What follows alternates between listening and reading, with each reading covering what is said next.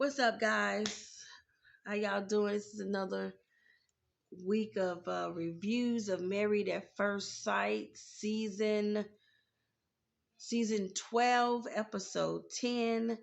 I just want to jump right into it so I can get this review out, up, and off my mind. Okay, I just got done watching the episode. I'm always behind on an episode because I don't have cable, so I have to watch when it's up the next day on Amazon Prime. So I just watched it. And I'm just as frustrated as I'm always is. So let's just jump right into it with the most frustrating couple, which is Paige and Chris. And for those who's not familiar, that's Paige, that's Chris. And at this point, I just don't know why they're even on the screen. Like, why are we even still uh talking about this couple? I really thought that we were done with Paige and Chris after the whole sit down with the baby mama. And then last week he came and sat down with her again to have a conversation, and I didn't even somehow I missed them having a reset. I completely missed that part because when this episode started and they were like, we doing a reset and they're at the table eating, I was like, wait, what did I miss last week? Because how did we get from that to this? We're on a reset. Why are we on a reset? Didn't I just say last review that this child is like the person who just constantly just she just gotta keep hitting her head? Like, what more is it going to take for this girl to get it? He don't want you. And then she keep trying to use God in it. Girl, you've only known him for 3 weeks. Stop with the God thing. God has nothing to do with this. Nobody will be upset with you, not even God, for walking away from this terrible relationship. Why are you doing this to yourself? Like I was literally checked out half this episode. From the moment I saw them two back on screen, I was like, what? Why? Then they sat down with the therapist.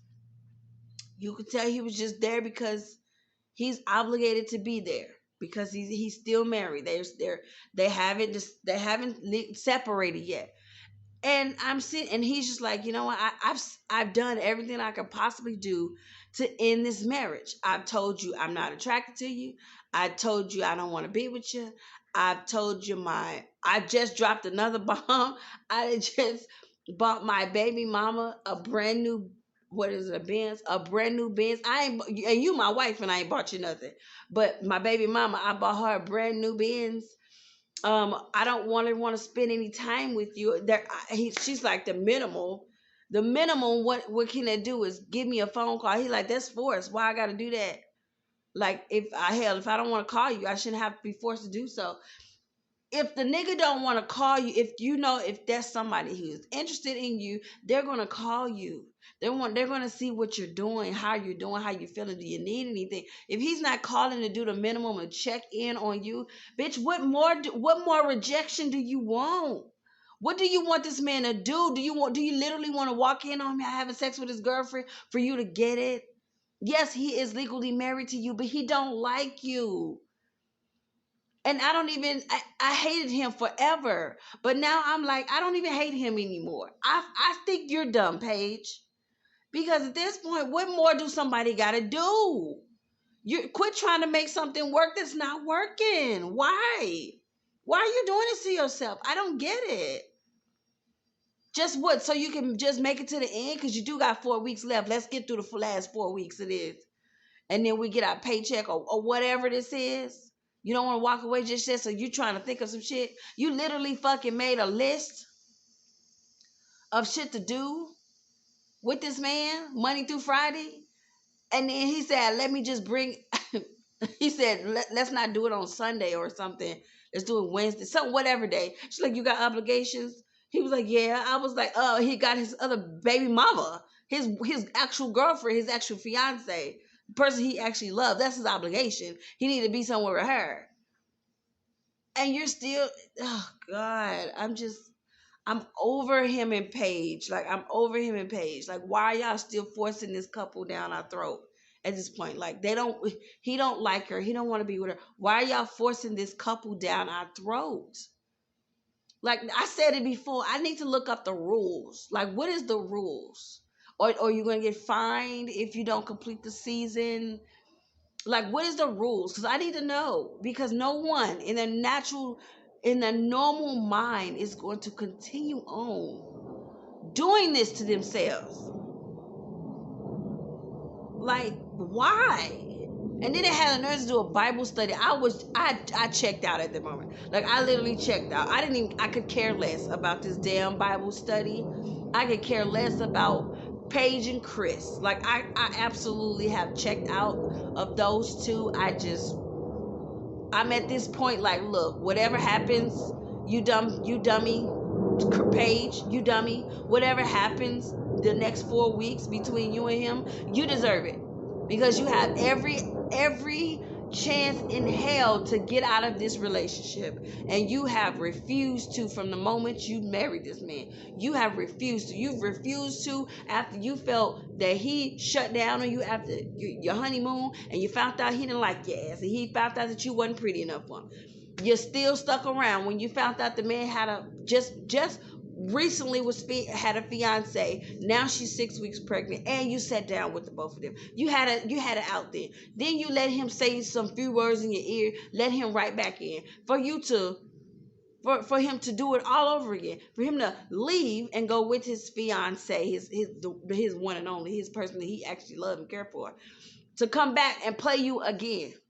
I'm like, so whatever happens to you, Paige, you deserve it at this point, because obviously you must have fucking low self-esteem because you're an idiot. That's all I got. The next frustrating couple, Haley and Jacob. Not familiar with these two. This is Haley and Jacob. Oop, my screen is bigger. That's Haley and Jacob. Uh, um. Well, I already called it. I already called it, so I'm not gonna spend a lot of time on this subject, this couple, because I already called it from the beginning. She didn't like him from the beginning, from the wedding. She admitted it to the therapist. I already saw that. The therapist hit it on the nose when she came back the second time with the questionnaire.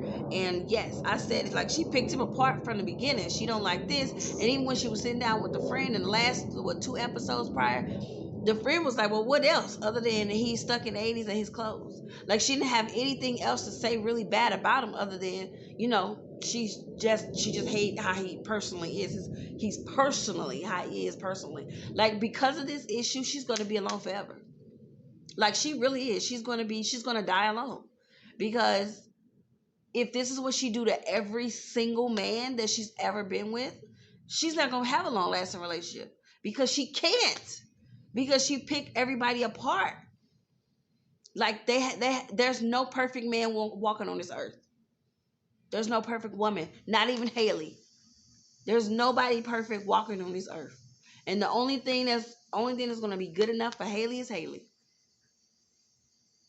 So I don't know if there's a way for her to get out of that, like, mind frame or anything. I don't even see it happening. I see that she is stuck in her ways, and I don't know what her type is, or who she dated previously, or what that was, or how long I think she said she ain't been in a relationship in a long time. I can see why. Because ain't nobody gonna deal with this crap. And it is painful to watch these two on camera. This is another couple that's just painful to watch. Like, when they're sitting in therapy, I wish they'd just be honest and tell the truth. You have an out every single time. Like, they have an out every single time. She asks, you could tell he actually genuinely wants to have a marriage and be in a relationship with her. And you could tell she just don't. And instead of her just being honest, she's torturing herself. I commend her for trying. I really do. But if it's just not there, let it go. Just let it go. It's not worth it. You're tormenting yourself. You can't even give that man a peck on the cheek.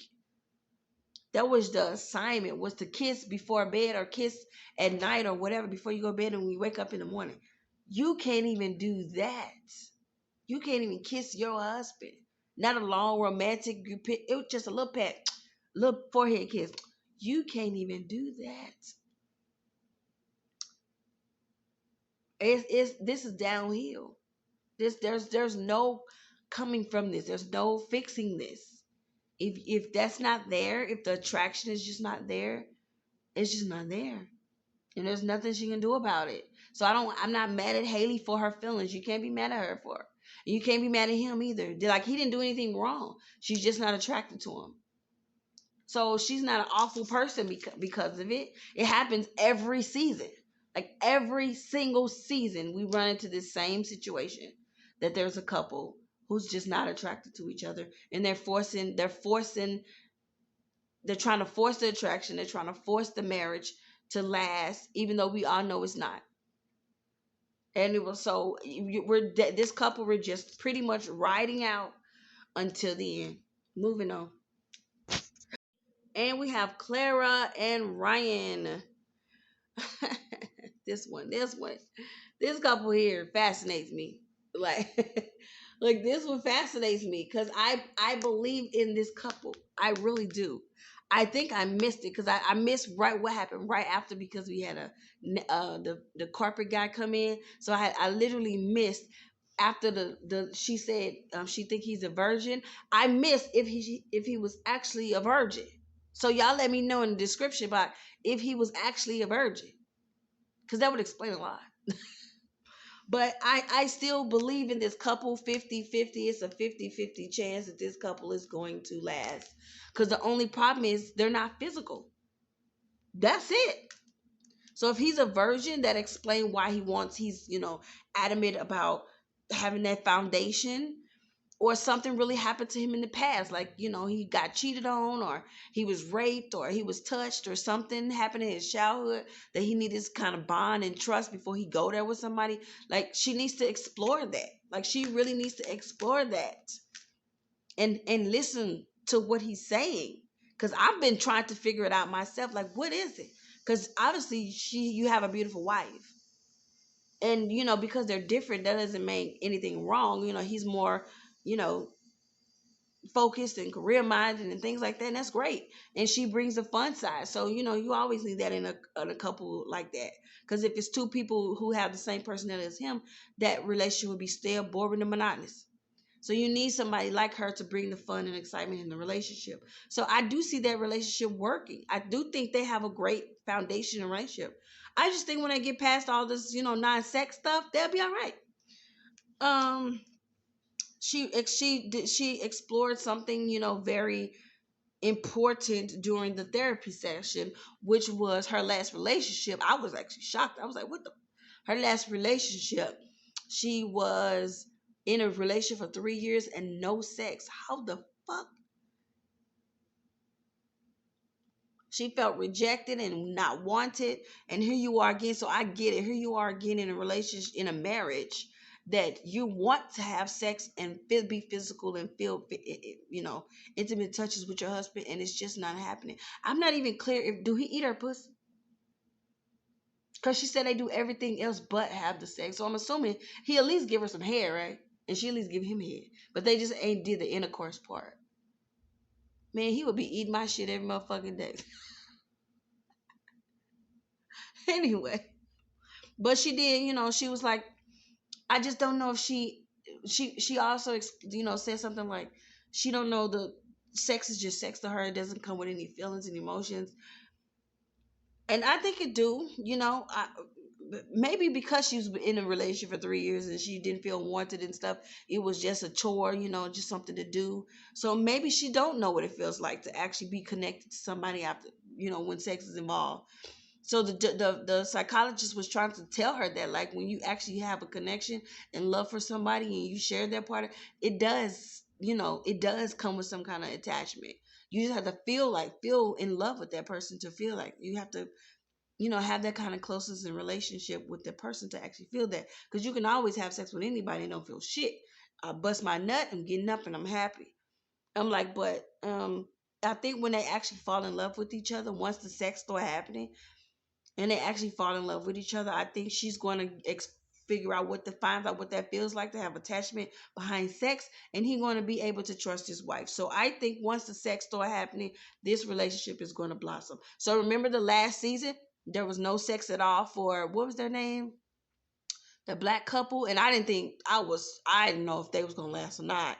So same situation. As soon as cameras was off and they was in their own home, look at them having sex all the time. They're happy as can be. So I think if this couple can also get past this, the lights, cameras, action, and have their daily life without all the being on camera 24 hours a day, and let sex happen naturally, I believe it will happen. So I think the therapist may need to take that approach again, take sex off the table, and let their relationship happen naturally. I think she need to do that again with this couple, because her focus is sex, his focus is on the foundation. That's same thing as the last couple. The last relationship, the guy was focus was on sex because he wanted sex, and she wanted the foundation in the relationship and all this stuff. So once again, I think they're going to have a good relationship. They just need to get past this lights, camera, action. I think they'll work out just fine. Brianna and Vincent, you knew it from the beginning, knew it from I Do's. This couple is going to work out. They're a beautiful couple. I mean, he's Hispanic, right? She's African American, obviously, but beautiful couple. I have nothing bad to say about them. Like I don't.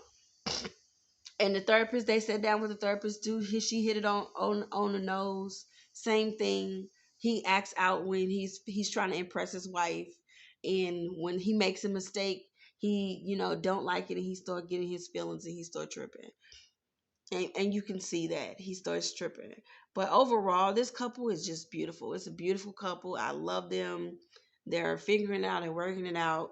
They're going to be together forever. So I don't have nothing bad to say about them. Of course, they're going to last. They're going to last forever.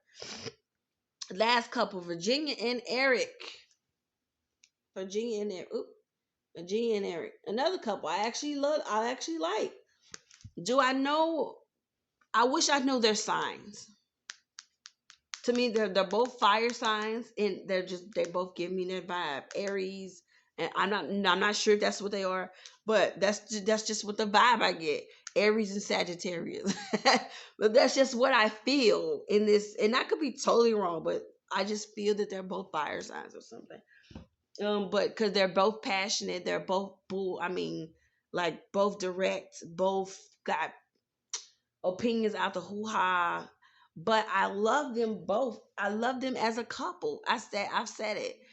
The main issue is, well, I thought it was just age, but apparently it's more than just age. Like their age bring deeper issues. So I wish there was more upfront about what those issues was when they was in front of the therapist. He was like, she have her views, I have my views. But they wasn't really addressing what those views was outside of the one was the baby thing. He was like, I'm not waiting 10 years to have a baby. So, but I wish there was more upfront about what those issues was. But he was like, those are your views. They don't have to be my views. And she wanted to be my views. I don't care about what she, those social issues and stuff that she cares about. So maybe it was the LGBT. I'm just guessing. It could have been, the gay, LGBT, Black Lives Matter kind of thing. And he don't care about that kind of stuff. And she probably wish she does care about that kind of stuff. And I get why she care about this. So she's a millennial or Generation X or whatever she is. I think she's Generation X, right? So, they are very socially conscious. So I get why she's the way she is, and her age brings, they make differences. They go about change, things like that. And he's millennial like myself. So, what we care about is a little bit different than what Generation X care about. Like, so, but I mean, he's a totally alpha male. Like he's to be, skinny and shit. Like he I guess that doesn't really matter, right? But he's definitely to me an alpha male. Like he make the rules. This is what it is. he's flat out how he feels and he's not changing it. So I think she is good. I mean, level headed enough to deal with all of that. And she is totally intelligent, totally beautiful. They obviously have great chemistry. She obviously knows how to make this relationship work and deal with him and handle him and vice versa. I think they both would need definitely counseling outside of this to deal with their differences. Because they're trying to not upset one another, but those things they're trying not to upset is eventually going to make them upset. But overall, this episode was good, but it was repetitive because the main focus of this episode was they were sitting in front of Dr. Pepper. I mean, not Dr. Pepper, Dr. Viviana, and expressing themselves and stuff. And they did some. She did something sweet. Obviously, they had the talk and the sex, and she, explained how she feel about why she don't want kids, etc. But overall, I still think that's a good couple they're going to stay married after the show. The Mexican and black lady is going to stay married after the show. Uh, of course, Chris and Paige ain't. They shouldn't even be together now. Um, uh, and Clara and Ryan.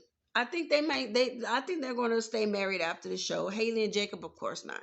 So Haley and Jacob, no. Chris and Paige, no. Virginia and Eric, yes. Clara and Ryan, yes, and Brianna and Vincent, yes. So we have three yeses, two nos. That is my review on episode 10. We're almost done with this season, and